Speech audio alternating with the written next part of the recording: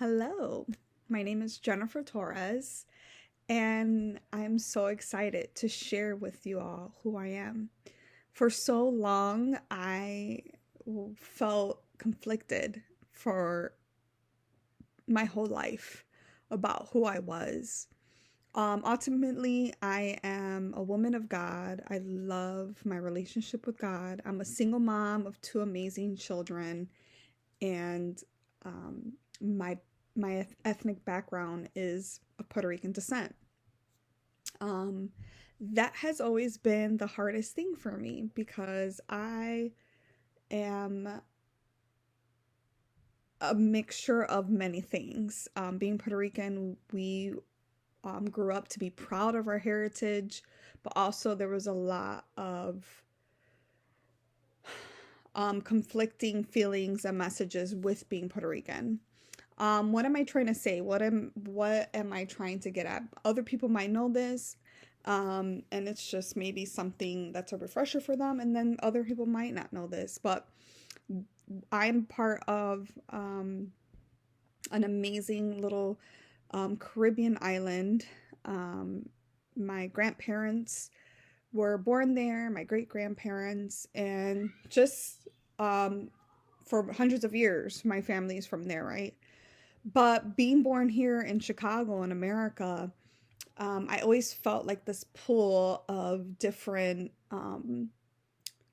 backgrounds. So I guess there's a stigma behind being Puerto Rican, especially in like different cities, not only here in Chicago, but New York. My mom's actually was born and raised in New York. And when I tell people that I'm Puerto Rican, they're like, y'all are crazy. And I feel like that has been a very much thing that I had to overcome in my life is that if you are of Puerto Rican descent, that means especially women are mentally ill. And I had to fight for that my whole life. And I feel like um, just having to be educated, which is wild because there was so much conflict with even within my parents and my background. I actually am not the first generation to go to college. I majority of my family, my aunts and stuff have a college degree. Um I um when I would go visit my family, my relatives in Puerto Rico, half of my family did live in a more poor area. And then I had family that didn't, that lived middle class, upper class in Puerto Rico. So that for so long, I just felt like this divide within my soul about who I was. And I just didn't know where that came from for so long. So 2 years ago during the pandemic, I decided to do the ancestry, the DNA, and come to find out I was really excited because I just wanted to know who I was. So basically my uncle would sit me down. This was my uncle in Puerto Rico, Theo Ruben, and he would tell us stories, and he also would say, be proud to be Puerto Rican. He would say you're three people. So Puerto Ricans are made up of Spanish, Spaniard, indigenous Taino Indians, and then African.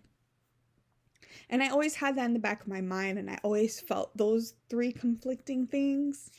So finally, I did my DNA test, and I'm like, I love it. I love watching Finding Your Roots. I'm all about, understanding your culture and your background and why it's so important.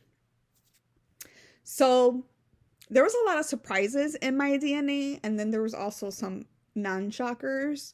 So obviously the number one thing, the biggest percentage that I had was of Spaniard descent. But there was I think when I forgot how many ethnicities, I have like 12 or 13. I was like, what? Like it was crazy. So I have the number one was Spaniard, and then number two actually was Portuguese, which I was like, when did my family come from Portugal to Puerto Rico? Wild.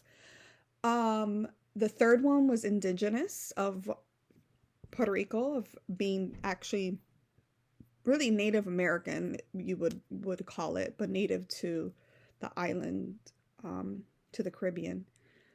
And then the fourth, most of it was sub-Saharan African, different parts of West Africa. I was shocked also. There was like small percentages of like Jewish, European Jewish. There was small percentages of, what was it? It was like Scandinavian, like over there, like Scotland or something. Um, and I was just like, I'm just a mutt. And for so long, I think just seeing the DNA just really comforted me, because for so long I felt that. I felt so conflicted with my identity of like who I was. Like I wasn't just one thing, I was many things. And I think like I'm gonna cry. I know like you guys are like, oh my gosh, this assignment is not even that serious. Um, but I just felt like for the first time, um, there was pain because I had to deal with that being European, my ancestors enslaved people, right? And then there was a side of me though that was like, wow, I'm indigenous. I'm also those people that got enslaved. And also, you know, really wiped out because there's really no Taino Indians anymore. So um ultimately who I am is a woman that is many things, and I wear many hats even in my life as a teacher, as a single mom, and being just an American. And I know that sounds extremely cliche and like maybe annoying, but I really am. I'm made up of so many cultures and different backgrounds. I love the person and the woman that I'm becoming because I live here, and the sacrifices my parents and my grandparents and my great grandparents had to make for me to accomplish the things that I have. And I hope that I continue this journey that I'm on with understanding my diverse background, and then ultimately helping my students be confident and to love who they are.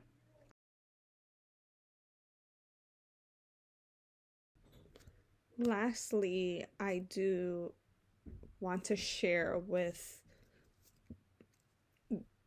y'all what I felt when it came to this digital storytelling, in terms of how I would use this in my classroom and how this technology is useful. It really is such a self-reflective assignment that I think students will benefit from, because it is there's so much integration from different subjects that it really allows the students to really remember this assignment and having fun on technology, and using different, apps when, you know, hopefully I do this with my students so that they can just remember. And I feel like even thinking about if I was a student and I showed my parents, and I could still show mine now, but them seeing what I feel, and why I'm grateful for all their sacrifices, and having my identity be in so many things. So I feel like it does permeate into me being an educator, and my students really understanding that technology can be powerful, and having a digital story can help them understand who they really are, and just them having fun with it. So that's kind of like my reflection on that portion.